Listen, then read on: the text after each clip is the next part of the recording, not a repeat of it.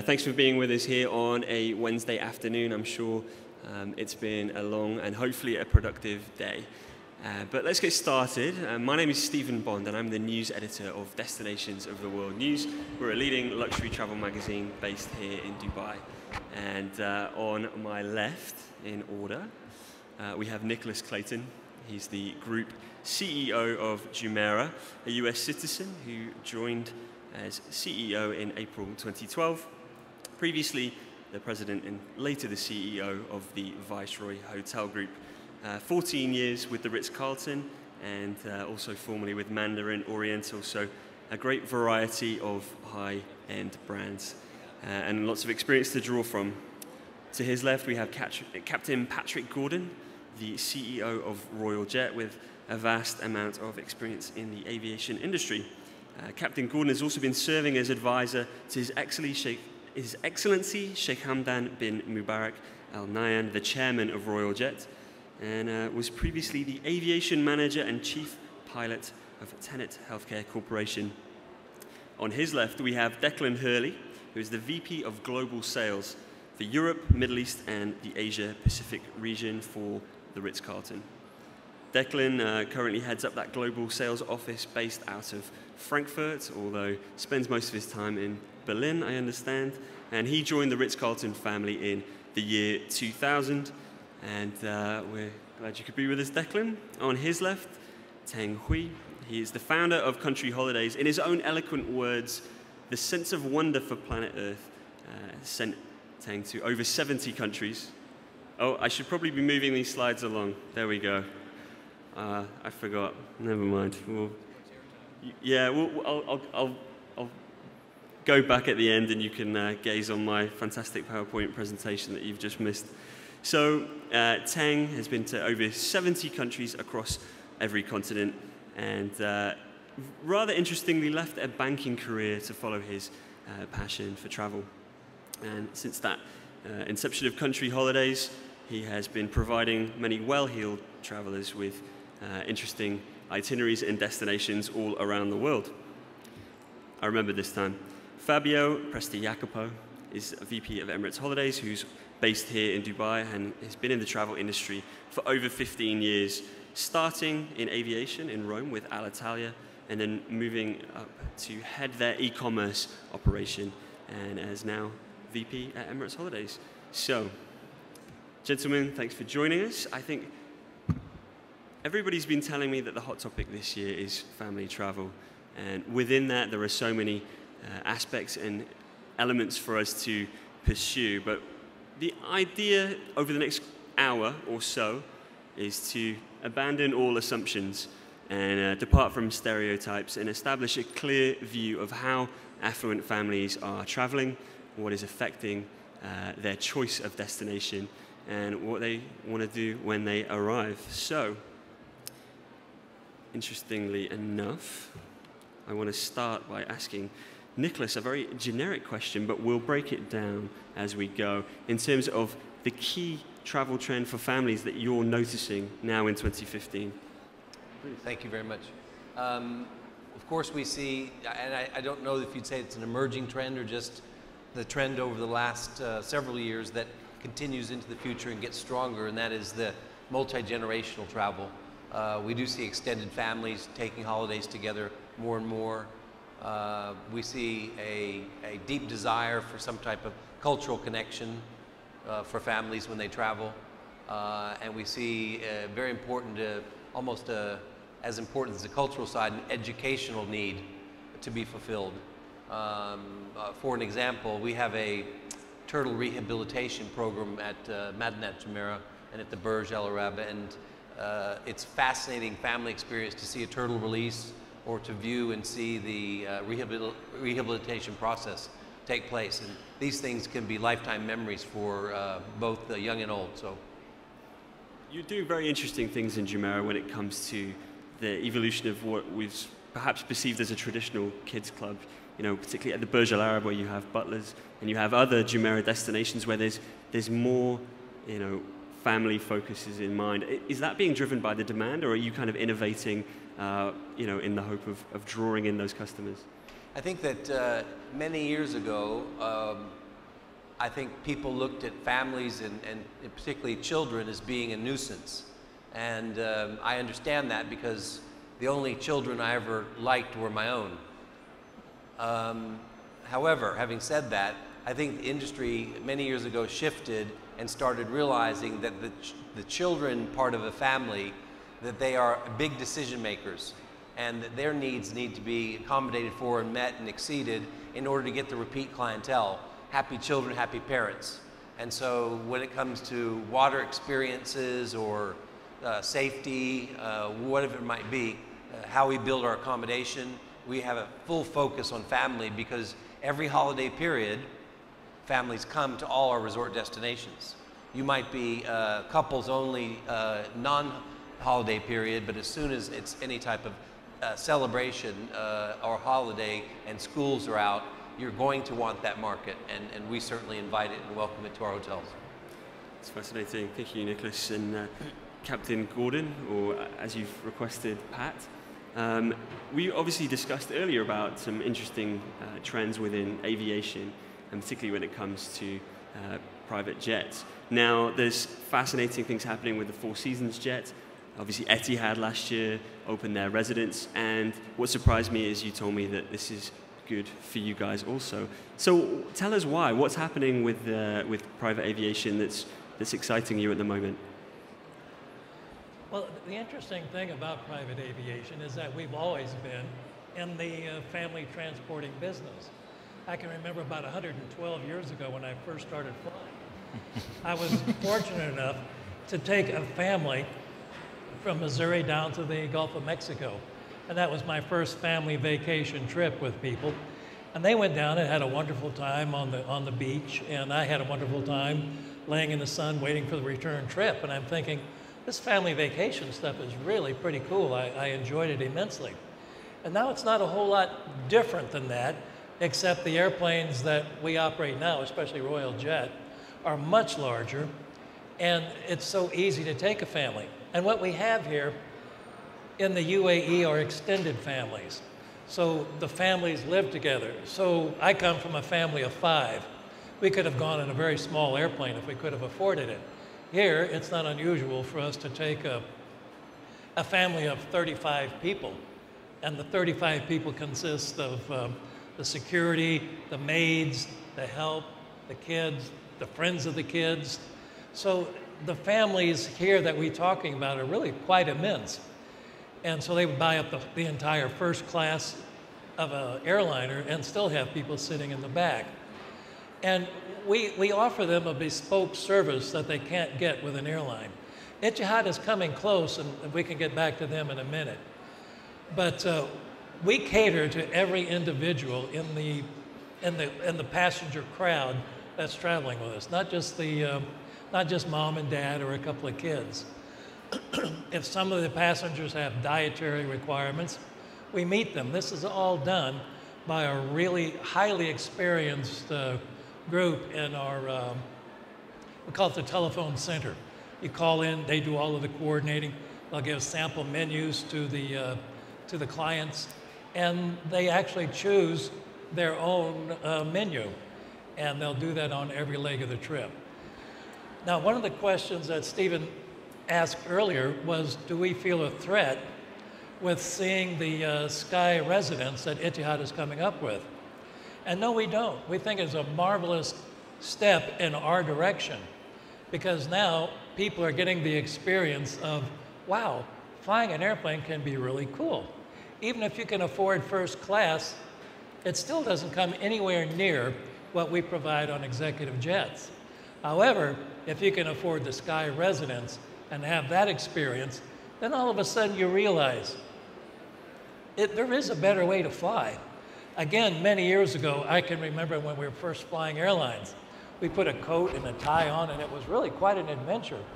Now people show up in their pajamas and sweat clothes and get on because it's a tiring, annoying way to travel. But it's the only way to travel if you're going to get somewhere in a reasonable amount of time. What we offer is completely different, completely bespoke. And Royal Jet has been doing this for 12 years now. And we've been profitable out of the last 8 years of doing this. So I'm confident we're doing things correctly, and we do work hand in hand with travel agents, airlines, anybody who wants to work with us and set up bespoke travel. We're willing to work with them. So on that note, Patrick, you've talked about bespoke experiences, and you did partner with Abercrombie in Kent, and you were telling me there were some lessons learned there. So perhaps you could elaborate a little bit on that. And as a second... Can I interrupt just a moment? Of course. After a lifetime in jet airplanes, my hearing is a mess. With this background noise, it's really hard to hear your questions. Are you guys hearing everything okay? Oh, okay. Can you speak a little louder, yeah, please? Yeah, of course. So the audience has the benefit of these speakers, so I'll project my voice in this direction. So 2 points just quickly. You partnered with Abercrombie in Kent, briefly, as we discussed earlier. You know, does that bode well for future partnerships? And secondly, where are your passengers actually going? Are you noticing trends with destinations? Okay, let's talk about Abercrombie in Kent first. We attempted to get into the Royal Jet Luxury Vacation Program, and we did this in conjunction with several different organizations, luxury travel companies. And what we learned right away, that it's a special skill set to sell airplane loads one seat at a time. It's a skill set we found out we did not have. So we're used to selling, okay, you want an airplane? We'll take you anywhere in the world. It's up to you, my friend, to take as many friends or whatever. However you're going to use the airplane is your business. But the type of airplanes that we sell, we'll have 3 different classes of seats. We'll have luxury VVIP, first class, business, and then economy way in the back. But we don't have the expertise in-house to sell that. And you'd have to sell 4 different classes of tickets, and we don't have the training to do that, and we're not interested in learning how to do it. What we have agreed with Abercrombie and Kent, and anybody else who's interested in working with us, you fill the airplane, we'll take you anywhere in the world you want to go, and then we can provide what we do best, provide an absolutely top-level bespoke in-flight service. Thank you, Patrick. And if you sign any deals today, just remember me when it comes to the commission. I would appreciate you keeping me in mind.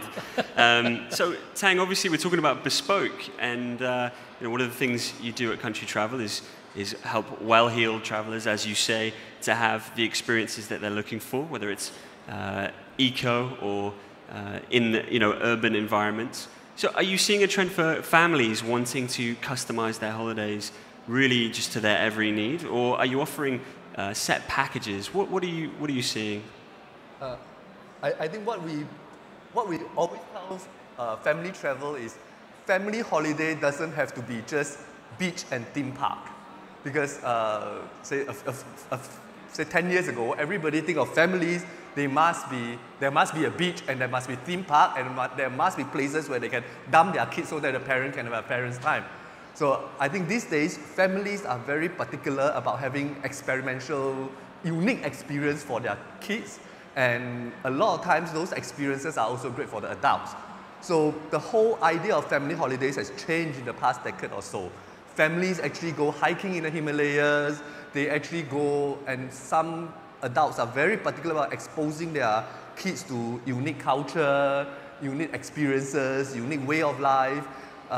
So that the kids are exposed, because a lot of the well-heeled families actually kind of live in a very cocoon environment where everything is perfect. And a lot of the parents are wary of the fact that the world is not like that. They need to expose their kids to reality. So a lot of the parents are taking their kids to Nepal, to the Himalayas, to remote Africa, so that the kids see the unique way of life. And really, a lot of time, a lot of people thought that when family travel, they must be in a 5-star environment, they must be ultra safe. But actually, the families are very, very open to unique experiences. They can be hiking, camping, and then in the evening stay in Ritz Carlton or Jumeirah, or whatever, enjoy their luxury. So the whole idea of family holiday has changed completely. And it is even more important to understand the family to tailor-make something for them. A lot more important than adult. You've also kind of touched on the semantics of luxury, and obviously we all define luxury perhaps slightly differently. And you know, it comes down to obviously the traditional hotel experience, but you're talking about very different, unique experiences as well. Do different markets consider luxury to be different? Perhaps as we see, you know, the likes of the Chinese outbound market burgeoning, you know, are they looking for different kinds of experiences? Oh, definitely. We have offices in Singapore, Hong Kong, Shanghai, Beijing, and Dubai. I think the classic comparison will be our offices in Singapore and Hong Kong, where the clients are a lot more sophisticated and the market is a lot more mature. In fact, we dropped, using the word, was discussing with some of the luxury hotel operators, we dropped the word luxury hotel altogether. We just tell them what the hotel is all about, and they decide for themselves, is it good for them? And this market, a lot of time, they are going for hotels that give them the local experiences. For example, if they're in Africa, they want to be in a lodge. You know, when they are in Antarctica, they want to be in a voyage. They no longer go for 5-star, 6-star. They drop all this term altogether. But whereas in the less sophisticated market, such as mainland China, they still very much like to rank, you know, which is the best in town. And that usually go by how expensive the hotel is. So charge them more, they will go for it. You know, but so it is very different. Different markets look at hotel very differently. The mature market are really discerning and they know what they want. But whereas the less mature one, they still rank and they still go for 5-star, luxury, super luxury, ultra luxury, and definition like that. Fabio, what are you noticing at Emirates Holidays in terms of these kinds of trends? What is influencing families when it comes to deciding where to travel? I think that's very similar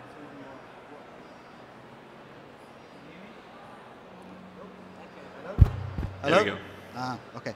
As I was saying, it's very similarly to pretty much what all our panelists have been saying. It depends a lot on where the customer is coming from, what is origin, the landscape where he's living, and the kind of exposure to ambient of really where they live. So the kind of product and experience that someone, for example, from a GCC market is looking for when they go on holiday to Europe is very different from what necessarily someone from US rather than Asia might look for coming to Dubai or going to the Indian Ocean. So it's very different in that sense. Very much so, as a tour operator of an airline of the magnitude of Emirates that flies millions and millions of customers around the world, our due is to make sure that we got the understanding of the different trends, of the needs of the different customers, and that we can select the right product for them. So clearly, from my perspective, I work with a lot of these guys in terms of hoteliers, providers of experiences and destination, to make sure that we are that filter for the customer to create those holidays and memories that they want to achieve with their families. At the end of the day, as I think Nicholas was mentioning earlier on, happy kids create a happy family, the parents are happy, they create the memories that they're going to last a lifetime. They create that desire, inevitable, to start thinking about the next one, where it's going to be. We see it so often that the first thing that people tend to do the moment that they're just returning from a fantastic holiday, start thinking, where should we go next year? Where should we take the family? Where are we going to create, yet again, another set of amazing memories? So you and I have already discussed the likes of Airbnb and other private rental platforms, and you know, from an outside perspective, that's a game changer. You know, technology allows us to customize our own travel itineraries ourselves. But I was interested to hear you say, you know, I'll let you share your own perspectives, but how are private rental platforms affecting the market, and how will that continue in terms of family travel? What I was saying earlier on, it's, and again, I don't want to sound naive, but clearly this kind of new players in the market are incredibly smart, incredibly clever in understanding trends and different angles on how to approach the travel and the way that consumers today are looking for book their holidays and create these experiences. From our perspective, the best thing that we can do is be mindful of what's going around us, but be incredibly strong and believe in what we are doing. So if we do our job right in terms of understanding, listening, selecting the right product, keeping an eye on what is going out there, then we've got the competencies within us to really create a differential aspect, and that is our knowledge, our skills, the people that work with us, that have been to this destination, that can really advise correctly our customer base. Nicholas, the last time I checked, Airbnb was in a bit of a legal grey zone in the UAE, and I'm interested to know, I know I'm springing this one on you, are you mindful of people going directly to book private residences? Is that affecting your strategy at all, or is business just too good to worry? No, it's definitely an impressive phenomenon, and I think it's the biggest hotelier in the world, Airbnb. But I look at it this way: if you're going for an accommodation, then you might seek an Airbnb or another alternative. But if you want to be entertained, if you want full service, then that option is not for you. So as long as you entertain your customers from a family holiday standpoint, if you provide them memorable life experiences and you are able to engage with them in several different levels, whether it be food, education, cultural, wellness, then you've got a far superior product, and one that people will be willing to pay for. Fantastic. And Declan, we've already touched a little bit on source markets, but from your perspective with Ritz Carlton, what are the keys there? I've mentioned China, and perhaps that's predictable, but could you tell us about the trends when it comes to affluent families traveling? Where are you finding families are arriving from? Well, families are traveling literally everywhere in the world. In fact, the more unusual the destination, the bigger the demand. And people are not afraid. I think 10 years ago, people said, okay, I got 3 kids, I got to go to a beach resort, they play on the beach, we go home, we're done. And nowadays, they want some adventure, they want some culture, they want to see something a little bit different. When they do stay at a hotel, they don't want a kids club, which is just 9 to 5, stick the kids in, they color some paper, have a burger, and go home. They want the kids to have a cultural experience. We work with Jacques Cousteau in certain of our hotels, and they go and learn about the local fauna, about the sea life. We have people that teach in California. We have teachers at our hotel in Laguna. You can learn how to surf. A number of different activities that didn't exist even 10 years ago. And families are coming literally from everywhere in the world. From here in the GCC, we're seeing a huge increase from within Asia as well. And you mentioned China. China is definitely a market that's growing at a very, very rapid rate. 4 or 5 years ago, it's very true that they were looking for the sort of obvious destinations of Paris and London. But today, they're traveling everywhere. I was just in China last week, and I was talking to one of our agents, and his top destination for this year is going to be Norway. I said, Norway? And he said, yeah, Norway. He said, it's adventure, it's different, it's clean air, which they don't have much of in Shanghai and Beijing. He said, it's something totally different. And, my clients have been everywhere. They've been to Paris, they've been to London, New York. They want something different. And Dubai is definitely a destination they're looking at.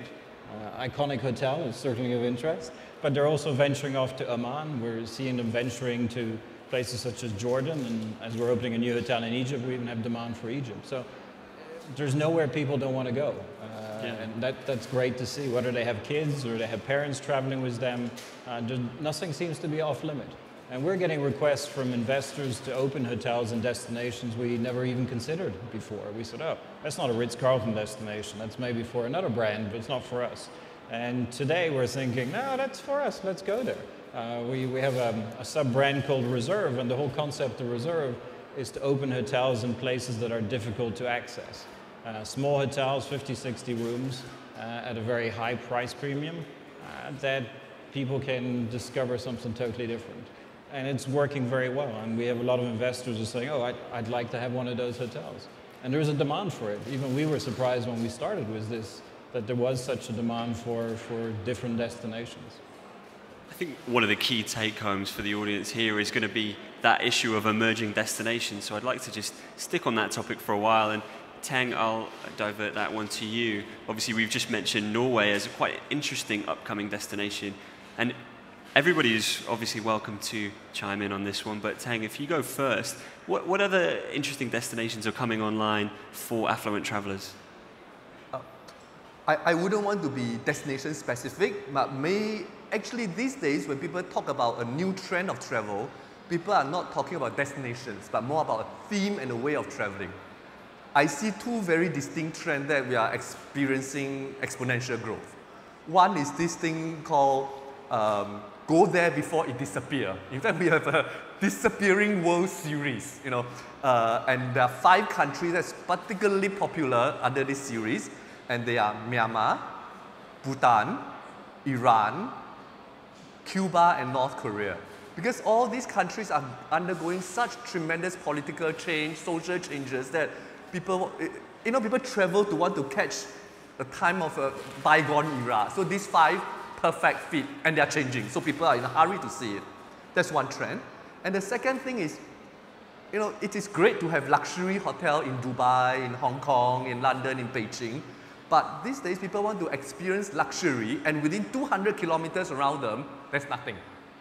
So this enjoying pristine wilderness, while they are still pampered by both modern comfort and nature. So a lot of the smallest hotel in the far-flung corner of the world are really booked years ahead. It's not months ahead. I mean, booking up to summer of 2016. We see very distinctly these two trends coming up. For families as well. And Nicholas, it's one thing to coordinate travel to a particular new destination. When it comes to actually opening a hotel, that's a whole other endeavor. So for Jumeirah, when it comes to deciding new markets to enter, I'm sure that process is much more long and complex. How are you deciding now as you're expanding overseas, where exactly you're expanding to? Our expansion strategy is quite simple. We're quite small still, and we have half of our inventory in really 2 countries. So we've got the world to conquer, but I really appreciate some of the comments you've made because I think it's right. I think that people are seeking the unique, and the mainstream they've done. There's 2 categories of people. There's people that tend to repeat the same holidays over and over again. And as you noted, they will rebook right then. And we have people that come to our hotel sometimes 3 or 4 times a year. And I look around, I think to myself, surely there's other things to try and do. I appreciate your loyalty, but wow, you should get out more often. And then there's the group of people that really want to see a bucket list, and they want to go to these unique places. So I think it's to each his own. And great that there's 2 different types of people, but for us it's really about commercial viability, developer compatibility, and those are the key things. You have to, generally for commercial success, you generally have to get there. Generally access is important. When you make access a difficult thing, it's starting to intrigue people. So that's interesting. When you have families, I think people still kind of want it to be fairly easy to do, depending on the ages of the children. Thank you. And obviously we've talked a little bit about bespoke experiences, and a lot of the trends now with aviation, Captain Gordon, are to do with on-demand services. And I'm curious to know, what are the demands of families? How are they changing? Are people expecting more when it comes to technology in particular, and kind of accessibility through apps and so on? Are you finding those demands are increasing? Certainly. Our primary function is to take the problem out of accessibility.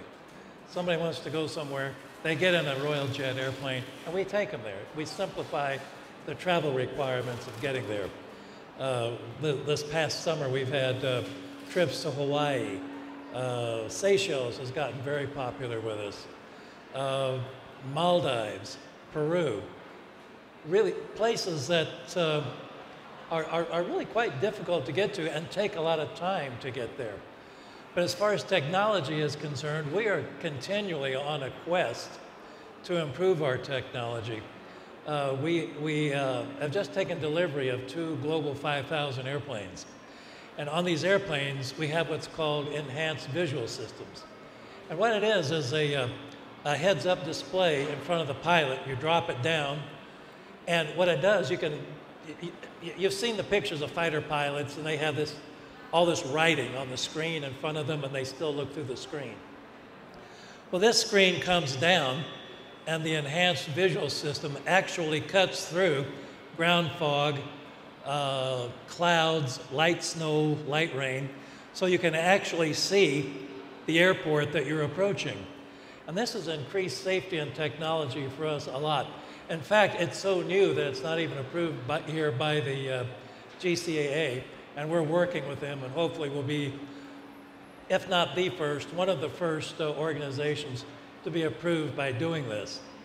Other technology, like for scheduling a flight, we sometimes have a flight one way. So we'll have an empty leg either going up somewhere or coming back somewhere. There are websites that you can go to on the internet, punch in the date, where you want to go, and you can find out if there's an empty leg.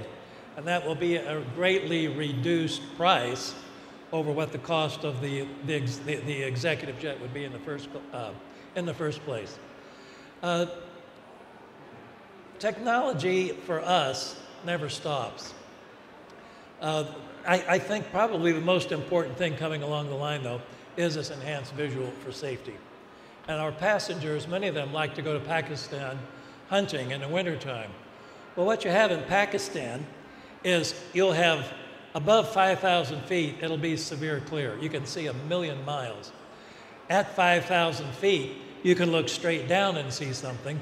But because of all the cooking fires throughout the country, you have no slant visibility whatsoever. So you can look straight down, but you can't see the airport ahead of you. And they have what are called non-precision approaches, which means they don't take you right to the end of a runway like an ILS approach would do. So this enhanced visual system will enable us to get our passengers in there much more safely and much more dependably than we could in the past.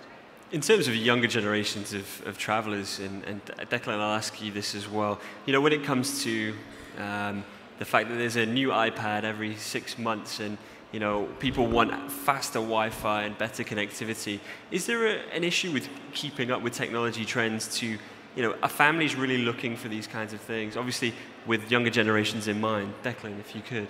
Yeah, no, I mean, everybody, you know, it's fascinating to watch a family check into a hotel because every child, as long as they can walk, I think, has an iPhone, an iPad, and then the parents usually have a laptop on top of that. So everybody has got a minimum of 3 or 4 devices they need to connect to. And whether they're at the pool, whether they're in the room, the restaurant, or the beach, they want to be connected. And I was recently on the beach in our hotel in Muscat, and my wife was very happy. She said, "Oh, good, you have no internet connection."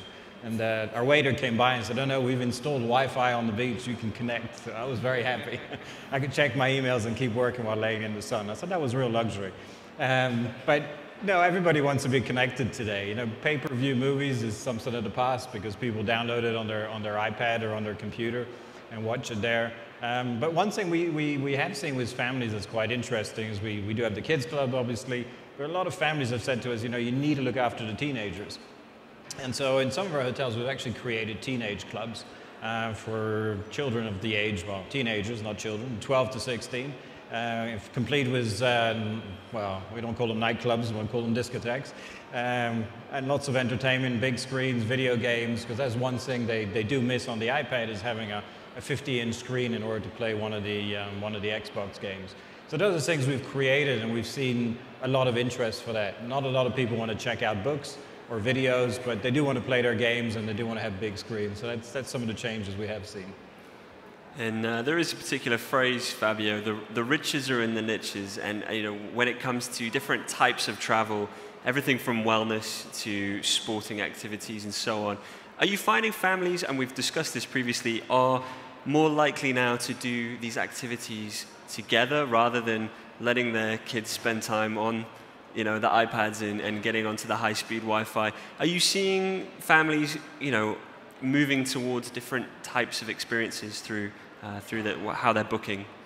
I think what is interesting from my perspective is that the demand to have access to all options. That is one thing that we really kind of noticing these days, is that the expectation of service and access to any type of solution that you would have at home, you want to have it wherever you are. I mean, we're talking about technology, and sorry to deviate slightly from the question, is that you wouldn't imagine how many people have commented on the fact how the flight experience on Emirates has improved so much since the kids can play on the games on ice or watch movies on demand. That clearly has changed the way that a family used to travel only before that kind of technology was available. At the same time, when they travel and they go into destination, there's absolutely the interest of usually the parents to create those bonding experiences with the kids. So it's no longer just the fact that I can let the kids, leave the kids in the kids club so that I can go enjoy the beach or the pool or whatever it is and enjoy my holiday, but it's to be able to create and experience those kind of activities that will create those memories as the things that are most cherished in different time of the family life and the kids' life. So for myself as well, I only literally went to Sri Lanka on holiday. I've got a set of twins that are not even a year old, and again, you go through kind of experience of going on elephants, on rivers. Those are things that memories that we'll bring back with us for the rest of our lives. Whether or not the kids will remember that, I'm not sure. It depends if they've posted pictures on Facebook, I guess. Well, you know. It helps if they have the Wi-Fi too. So do go. we have a roving microphone available? So I'd love to offer up an opportunity for you to ask these gentlemen questions related to luxury family travel. So Lindsay in the middle here has a microphone. If anyone has a question, do raise your hand. Either any of you. Actually, specifically in the hospitality sector. I'm curious how you do your research on up-and-coming children's trends. What exactly it is that, I think with Jumeirah, there's the iPad experience for the children, and like Stephen was mentioning, the butler. Where do you do your research to figure out exactly what families are looking for their children, and how do you stay on the cutting edge of that? So I guess that's for you, Nicholas. How do you research what it is that families want? I think that we don't have a formal process to research such trends. I think what we benefit from is keen observation of the world around us and how people are using the hotels, and that's where good ideas come from the staff and are implemented into our properties. Most of our best ideas are born at one of the units that we have, and then they can become, if applicable, a company standard. Let's say across resorts or across business hotels. But there's not a formal process for it. There is a formal process to reward and recognize these types of ideas as they come about and are launched. But research is not something we've done so far.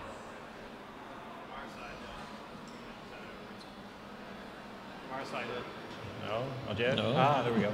So from our side at Ritz Carlton, we started a few years ago more in-depth research.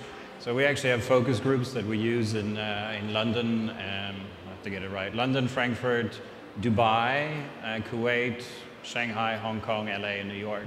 And so we actually get two different groups. We get people that are what we call loyal to Ritz Carlton. They stay with us. And we talk to them. We spend a day with them talking about all sorts of subjects, about what they've experienced at hotels, whether it's a Ritz Carlton, another Ritz Carlton, how their families are impacted. So we invite people that have kids, people that are couples, grandparents, and then we also invite people that don't use Ritz Carlton, that are loyal to Jumeirah or Four Seasons or other brands, and ask for their opinion and ask them what they don't like about our brand and try to work from there. So we started this process a few years ago, about 3-4 years ago. And the feedback we got was really very interesting, because obviously as hoteliers and as travel experts, we all think we know best. But in fact, clients actually know a lot more than we think. So it was great to get their feedback. And so a lot of things we've developed over the last 2-3 years has really been from that feedback. And then we get a lot of people, I'm sure Nick will vouch for that, who write us long letters about what they would like to see in our hotels in future. And that does give us some ideas as well. And as Nick mentioned, it was throughout our hotels, we all have teams that think of ideas and notice things that happen in the hotel, and come up with suggestions how we can improve the experience of our guests in the hotels. And we reward those just like Jumeirah does, to encourage people to come up with new ideas. But the research we've done face-to-face, spending not 24 hours, but 8 hours with 10 or 12 clients at a time, has really shown us and brought us some very good new ideas, different ways of looking at our clients. Thank you. We have a question here at the front. Thank you. Talking of the high-spend family travel, what comes to my mind is Richard Branson. He's taking his family, his parents and his family members on a space tour. His maiden space travel. Have you heard of that? Richard Branson's maiden. Theng, I believe you are making a foray. Family, his parents and others on the space travel. Now, talking about the space travel, talking about a high-spend priorities, do you see any one of you aviation aerial related as a new product of high-spend tourism? I'm talking aerial views of mountains or any other tourist products using the aviation or aerospace could be a future high-spend tourist product? So, yeah, the question, I believe, Theng, I believe Country Holidays are venturing into space, so I believe you'd be the best person to respond to that first. In fact, we have actually launched a product called Near Space, okay? Because Richard Branson's Virgin Galactica is a product whereby you take a super fast craft, short of a rocket, and you get up to space, okay? But whereas our product is more, you are in a capsule, okay? And the capsule can take maximum 4 customers, and then you will be raised slowly up by a helium balloon. It takes 2 hours to get up. You will be at 38 kilometers above the ground for another 2 hours, and then 1 hour to come down.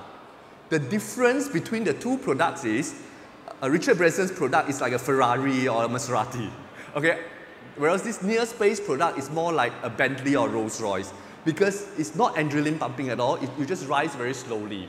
So you go up to a level whereby you can see the Earth is a curvature, okay? You rise so high above the atmosphere that the star no longer flickers and the sun is white and not yellowish like how you observe back here. So the whole idea is about the view. And you have 2 hours to go up, 2 hours up there, so you have a full 5 hours to appreciate this very unique view. Okay? So, but like the Virgin Galactica product, it is still waiting for the first manned flight to go up.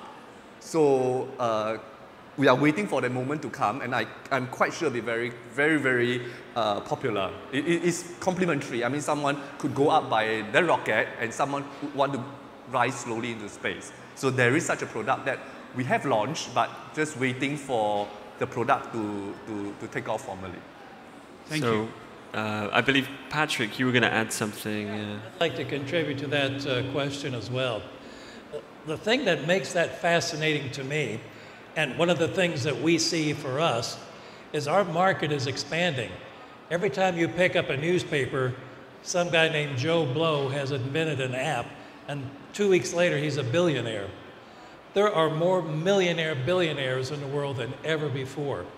And these are the people who are going to blaze a trail. They've got the money to do that. And what they're doing is helping us develop a product. And the more of those people that buy those kinds of trips, whether it's a balloon or flying on Richard's spacecraft, they're going to lower it. It's just like any product. The more you make of it, the cheaper the product becomes. So I think we have a fantastic future for that. Can't hear you. Talking about the space, coming closer to Earth. For example, Himalayas got a very famous Mount Kailash and Mansarovar, the world's highest lake. People spend so many days traveling to that place. But I am a rich person, I have money, I won't take my family to show them the place, but I would rather like to take an aerial view. Okay, don't you see there's a potential for that kind of a tourism when people... Yeah, definitely. And this is where a classic example of people who can afford it sometimes also can suffer for inconvenience and adventure. Personally, I just went for a trip with my son, you know, family, father and son bonding, you know. We hiked actually in the Himalayas for 10 days. So we hiked all the way up to Everest Base Camp. And we hiked and we stayed in simple accommodation along the way. But what we want is when we reach the top, we don't want to hike back down again. So we actually get a helicopter to bring us back. So this is also becoming popular, you know, where people use super fast aircraft like helicopter, like charter flights to assess very impossible terrain and to have unique experiences. Sometimes we go jeep safari for many, many days and then you take a private jet back. So you get to appreciate the terrain both from the ground around you as well as from the air. So you get different perspective. So definitely there are such products coming up, both in the Himalayas or else ballooning somewhere in Europe or anywhere. It's getting very popular. Thank you. Yeah, Nicholas, the gentleman's question raises an interesting point. When it comes to very affluent families who have a can-do attitude and expect that any experience is possible, you know, when people make these demands and have that sense of entitlement perhaps, are they actually pioneering, you know, trends in their own way? You know, if they request something, it perhaps shows you and you can respond to, you know, get a sense of what it is that people want. I hope that makes sense. Yeah, I think going back to how you have some sense of what's relevant for the future, unusual guest requests can lead to innovation. And of course, we cater to that super affluent and have done some extraordinary things, and therefore you have to have some extraordinary partnerships and people that know how to bring, you know, immediately to bear resources to travel or to create a unique experience or some type of entertainment. So yes, innovation is born from simply people wondering what's possible and asking us for it, yeah. Great. Any more questions? Well, we've spoken in very broad terms about market trends, and obviously we're here in Dubai and the summer is approaching. We all know it's getting a little bit hot outside, and there obviously are classic destinations for golf travelers. We're going to see the streets of Knightsbridge, London, packed with supercars, and obviously Munich is another hot destination for golf families. But, you know, is that changing? Are we going to see some of these trends reflected for golf families coming out of Dubai and other cities in this region? For anybody, but perhaps Fabio, do you want to start?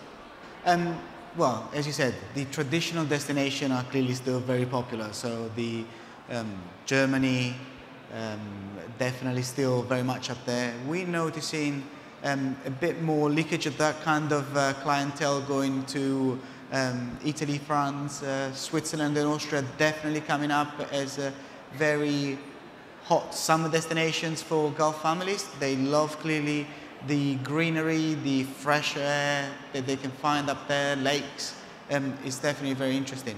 The other kind of destination that we're seeing, it's US. US is definitely very much on the up, especially from an Emirates perspective. Is clearly the increase in frequencies and destination that we are bringing into US makes our offering a more complete one. There can be a very much tailor-made destination. You don't have to go into one point and come back from that one. You can have a very much discovery itinerary within the destination. So definitely Europe still incredibly strong, but probably identifying more unusual countries in Europe, and US is definitely the other one that is still going very strong.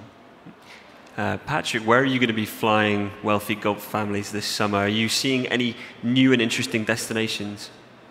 We almost have a migratory route between Europe and the Middle East.